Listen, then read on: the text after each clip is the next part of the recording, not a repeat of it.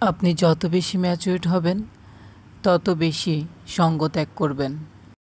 কেউ চলে যেতে চাইলে আপনি তাকে যেতে দিবেন।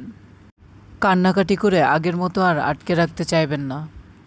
কেউ যদি আপনার উপর বিরক্তি প্রকাশ করে তাহলে আপনিও তার থেকে দূরে দূরে থাকবেন, যাতে আপনার উপস্থিতি তাকে বিরক্ত করতে না পারে।